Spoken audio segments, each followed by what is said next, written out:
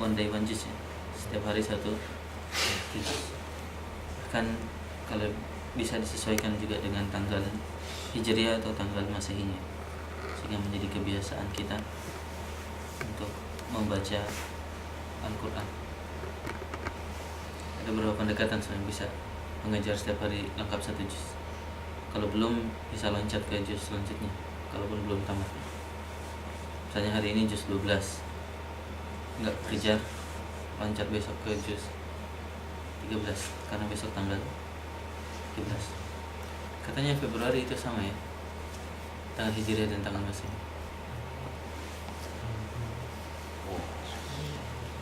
Iya, sekarang bukan bisa kan? Sama ya? Bisa hari. Enggak, tapi ya meskipun jumlahnya sama, bisa jadi enggak itu. Iya. Nah, dengar Februari ini tanggal 1 iya, tanggal 1 Masehi. Rabiul bulan sekarang Sama Maulid Nabi kan. Rabiul Awal ya. Hai. Ini cek sih. Udah bisa cek sekarang kalau 11 sekarang hari lahir Nabi sekarang tanggal 12 kan? Iya, hari lahir Nabi yang 11 11 sekarang 11 ya. Selain tanggal kelahiran Nabi SAW sebenarnya ikhtilaf para ulama kita ya. Iya, Kapan yang tanggal dipelajari di SD gitu. yang disampaikan di sekolah-sekolah? SD 14 ya? 12 12 kan? 12 Rabiul Awal yang diajarkan. Iya. 12. Ya, secara umum tentu perayaan-perayaan itu bukan tradisi kita kaum muslimin. Kita lanjutkan masih di bab 72 nya, Riyadhus Shalihin. Kemarin pembukaannya yang panjangnya, ayat-ayatnya. Sekarang kita baca hadis-hadisnya insyaallah.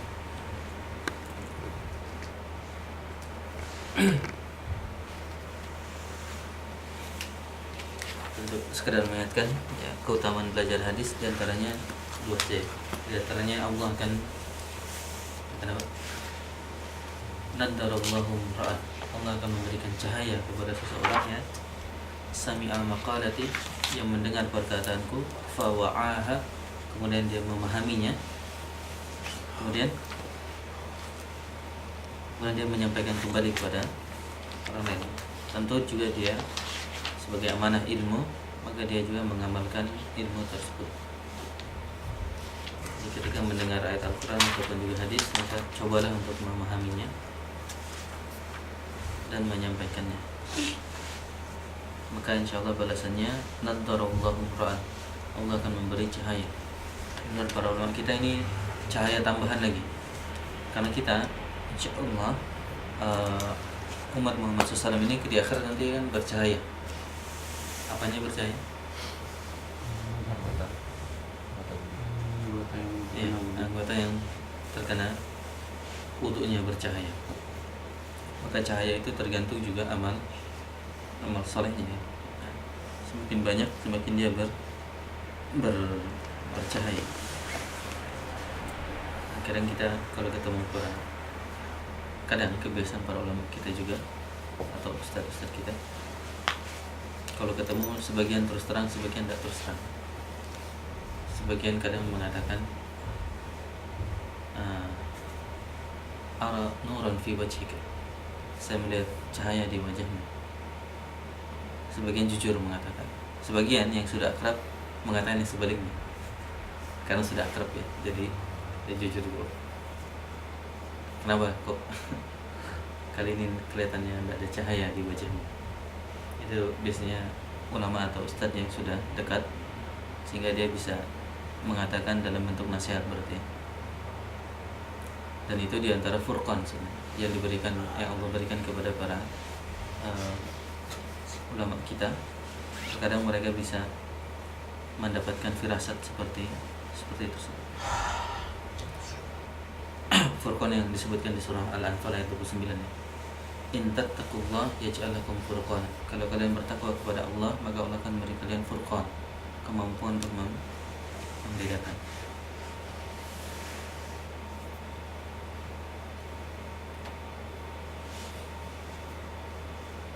Ya, jadi cahaya bisa banyak. Alhamdulillah. Dengan amalan salat subuh tadi juga semoga menjadi sebab cahaya kita.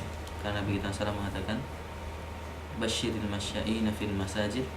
Meskipun antum tidak jalan ya, tidak jalan, karena dalam lafaz hadisnya, berilah kabar gembira kepada orang yang berjalan di kegelapan malam ya, menuju salat-salat mereka. Itu menurut ulama kita adalah isya dan fajar. Isya dan subuh. Antum ya jalan sedikit ya, ke bawah, ke atas, duduk ke atas. Lumayan lebih jauh ya. Nanti 4, nanti 3 gelap lagi. Gak ada jalannya. Yang dimaksud insya Allah salat subuh ya. Meskipun terang benderang lampu kotanya, insya Allah masuk dalam lafaz hadis ini. Dalam lafaznya bin nurit tami yauman qiyamah, dengan cahaya yang sempurna di hari kiamat. Jadi berharaplah cahaya. Makanya doa, dan saya baca ya, doa kalau ke masjid itu, doa menuju masjid apa? Al-maj'al fi qalbi nuran, fi lisani nuran, fi sam'i nuran, fi basari nuran, fi fawqi nuran. Kalau dilihat seperti itu. Dan beberapa doa itu sam'i itu didahulukan dari matanya.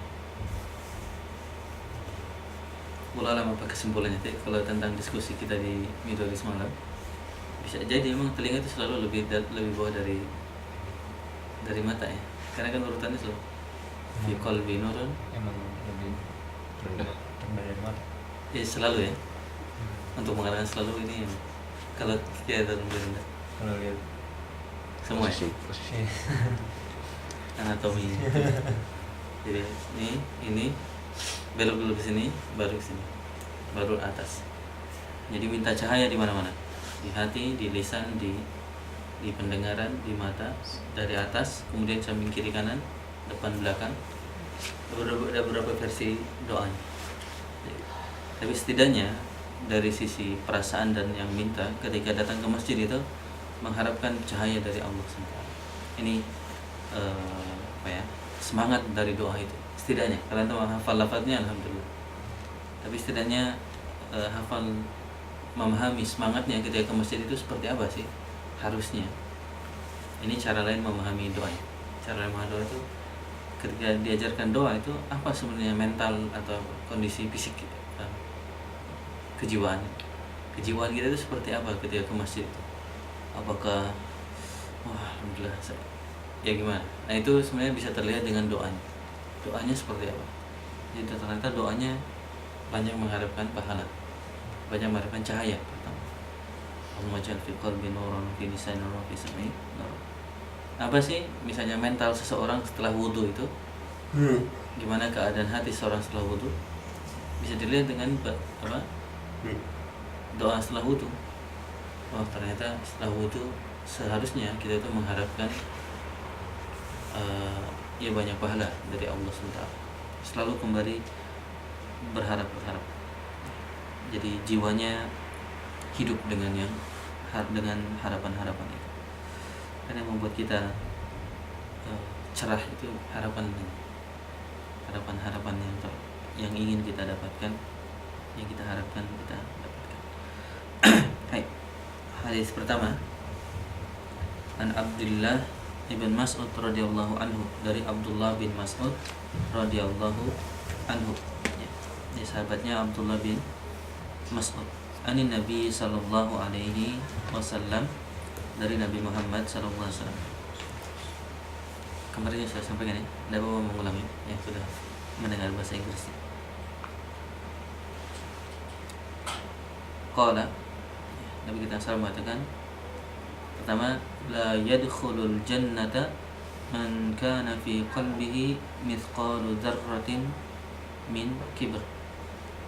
La yadkhulul jannata man kana fi qalbihi mithqalu dzarratin min kibr.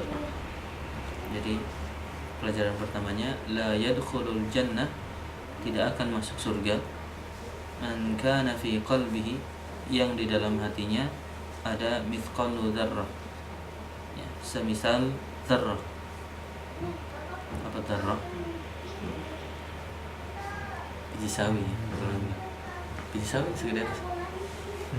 Nggak pernah lihat. Biji sawi, sering terjemahnya biji sawi. Itu terjemahnya apa? Nah, oh iya bukan ayat ya. Tidar, misalnya surah apa itu? Yang tadi kita kemarin malam kita baca juga ya. Ya. Hah? Zalzalah. Zalzalah. Zalzalah. Sebagian menerjemahkan sebesar atom gitu. Ini udah belajar fisika inti. Sebesar atom. Dan masih ada yang lebih kecil lagi. Pokoknya sekecil apapun ada kesombongan dalam hatinya, maka dia tidak akan masuk surga. Oke, begitu. Ya. Sedikit ada kesombongan, maka dia tidak akan masuk surga. Faqala rajul, maka seorang di antara para sahabat mengatakan, innar rajula yuhibbu ayyakuna thawbuhu hasanan wa na'luhu hasanan. Jadi ini klarifikasi, dan ini alhamdulillah kembali menjadi ilmu bagi kita. Ada seseorang yang bertanya, mengklarifikasi. Ada orang yang senang bajunya itu baik dan sendalnya juga baik. Gimana nih orang seperti ini? Karena dia takut. Karena dia ingin mengklarifikasi apakah ini termasuk kibr yang tadi disebutkan dalam perkataan Nabi kita SAW sebelumnya. Nabi kita SAW mengatakan apa? La yadkhulul jannata man kana fi qalbihi mithqalu dzarratin min kibrin. Ya. Apa sebelum Nabi kita SAW? Bisa diulang? La yadkhulul jannah man kana fi qalbihi mithqalu dzarratin min kibr, kalau berhenti, atau min kibrin pun tidak boleh. Kita belajar min kibrin. Dan ini ikhtilaf para ulama kita, apakah tajwid itu berlaku dalam hadis atau tidak. Ya, jadi kalau ada orang yang tidak pakai tajwid dalam hadis, tidak apa-apa. Ya. Allah a'lam. Yang anda pahami memang tidak berlaku, meskipun ada yang memahami tetap berlaku. Jadi ada yang membacanya la yadkhulul jannata man kana. Tapi ada yang bacanya man kana, karena berpendapat tajwid hanya untuk. Kemudian ada yang berkata seseorang senang bajunya bagus, celana termasuknya di sini. Pokoknya penampilannya bagus. Dalam lafadznya wa na'luhu, na'lun, sendalnya itu juga dia senang untuk yang baik-baik. Maka jawaban Nabi kita SAW tidak membenarkan ataupun menyalahkan langsung. Beliau mengatakan innallaha jamilun yuhibbul jamal. Sesungguhnya Allah SWT itu indah dan mencintai keindahan. Dan ini maknanya juga umum ya. Allah mencintai keindahan, Allah itu indah dan mencintai keindahan. Jadi tidak apa-apa. Tampil necis itu tidak apa-apa.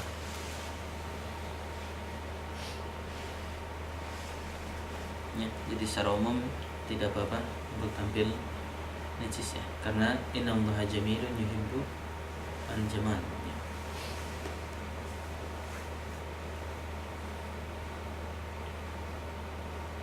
Dan selanjutnya definisi kibrnya dilengkapi oleh Nabi kita SAW. Batasannya Nabi kita SAW, al-kibru batarul haqqi wa ghamtun nas. Jadi al-kibru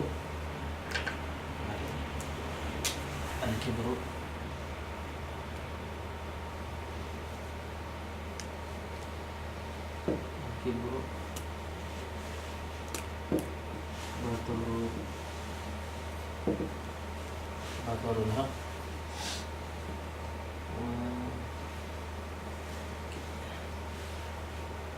batarul haqq wa ghamtun nas.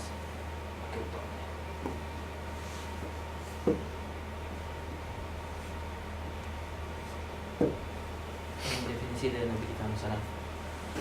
Apa itu al-kibru? Al-kibru batarul haq wa ghamtu an-nas.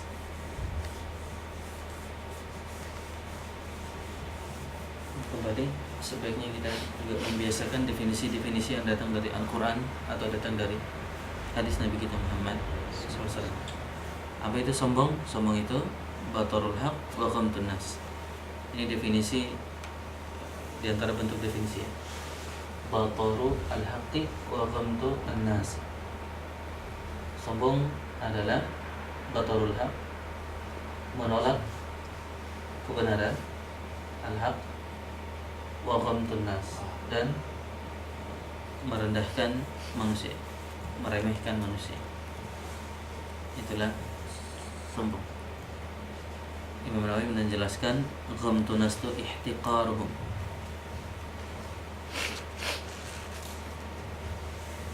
Di dalam penjelasan Imam Nawawi ini itu ya,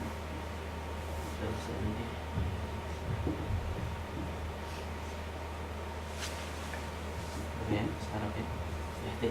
Ihtiqar itu merendahkan.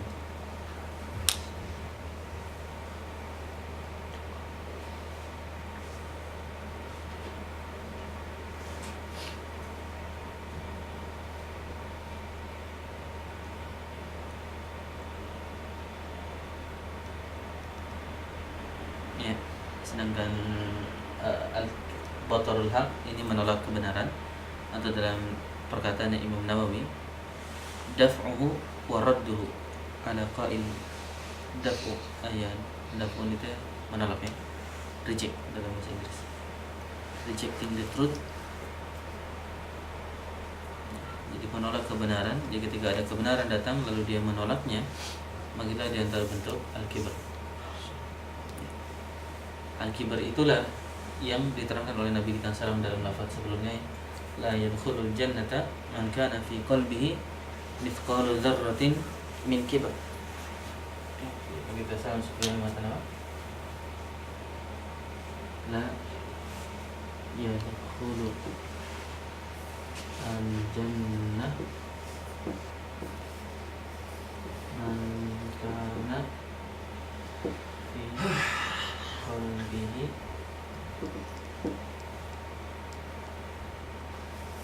mithqalu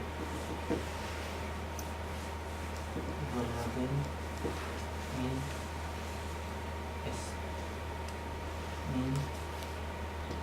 kibrin. La yadkhulul jannah jannata man kana fi qalbihi mithqalu dzarratin min kibr.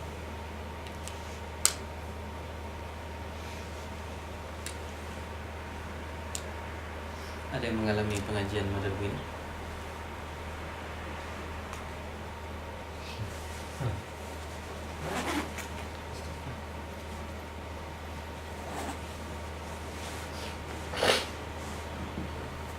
Gurunya nulis. Dulu waktu kecil pengajiannya begini di masjid. Di gurunya nulis Arabnya memang dipisah-pisah dulu. Nanti di tengahnya terjemahnya perlu begini karena bahasa Arab sedikit, terjemahnya banyak. Sombong adalah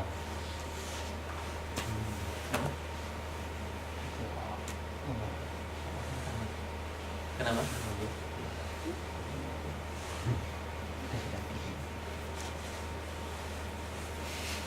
Manggil. Ada apa?